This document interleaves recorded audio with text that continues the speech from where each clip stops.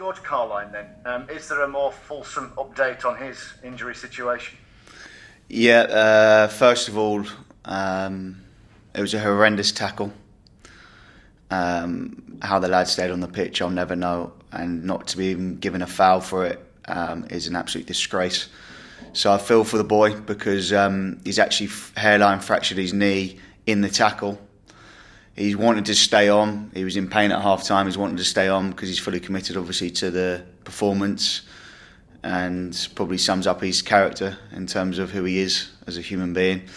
And he's gone back out, and the knees just fell away. So it's a completely fractured kneecap. So it's a long-term injury, and he's out for 5 months. But it goes back to the officiating at this level, and this is why perhaps some of my peers and myself get frustrated, is because the accountability of it. So I had a meeting in the summer about the accountability of decision making, because any feedback process in any organisation in the world, if there's a flaw in the feedback process, then you're never going to be accountable. You're never going to improve to the level you need to.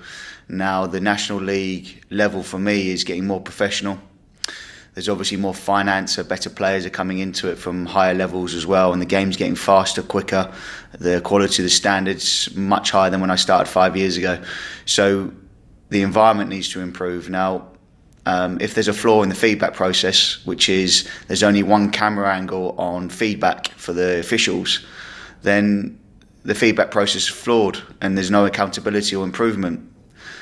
That needs to improve, without a doubt, because the league's got striding forward, and incidents like this, if you're in the feedback process, they still remain strong that there wasn't even a foul, that you have to show them different camera angles from the club point of view to say, look, this is what happened. And when they see that camera angle, of course they're honest and they say, yeah, it's a poor tackle. So when you and the other managers go to the National League in the summer, and no doubt at some stage in the future and in the past, and explain these things to them, what feedback do you get? Do you as a group of managers have any hope that they will put processes in place, they can put extra cameras around matches so that these problems don't arise in the future, or do you just see it as something that ain't going to change anytime soon?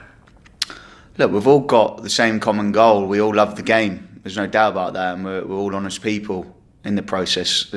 That goes without saying. It's not trying to dig anybody out, but we'll all have the same common goal or the same objective, is to make the football at this level the best it possibly can. Now there's great strides being made in many areas, but I do feel on the officiating that it's not up to speed, and it hasn't been this season. Because there have been other instances, haven't there, across the course of this season, not just for Chesterfield but for other teams too as well. It must be exceptionally frustrating, possibly a little bit worrying, because if it can happen on Tuesday night down at Wrexham, it can happen anytime.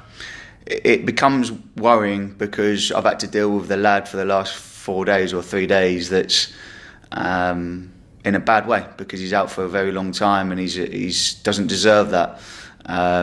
It can happen though, of course. It's a physical game, it's an invasion game, tackles happen. I've got no doubts of the commitment of both players in that tackle. However, it's a blatant red card, without a doubt, and that we haven't even been given that grace of going 11v10 for the remaining hour of the game, and we've suffered badly. Just on the player himself, what's the next stage for him? Is it a rehab process? Are operations required? How will it work for the next 5 months? Yeah, he goes into surgery tomorrow. The surgeon said that he's never seen an injury like it. In terms of a professional sports person, he's a top surgeon that deals with a lot of players at a lot of levels. It's more an injury where you get an impact from, say, a fatal car crash or whatever. So his knee's completely severed off. So it's not good for George. However, look, he's in a good place. He's got really good support staff here. Nick Brink's top of his game, and obviously our environment here, we're fairly used to these long-term injuries that we've been a bit unlucky on in different ways. So look, it's another one. It's a blow for us. But look, we will try and get him back as quickly as we can, as safely as we can, and make sure his mental health's okay for the next 5 months. Yeah, you guys don't really do short-term injuries, do you? There's 3 or 4 players who are going to be unavailable for a quite considerable amount of time now. Yep, yeah, it's part and parcel of the game. We seem to be a little bit more unlucky than some. at the moment in terms of these long-term ones. Look, we're obviously trying to get over that hill as well, and with Kwasi coming back hopefully in the next 6 weeks, look, we're trying to be positive with it.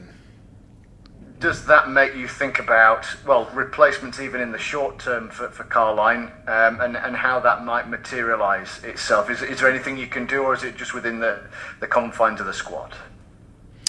No, we'll stick with what we've got. We're not looking to add any more players at this stage. We're looking to obviously stick with this group till January, and then we'll see where we are then.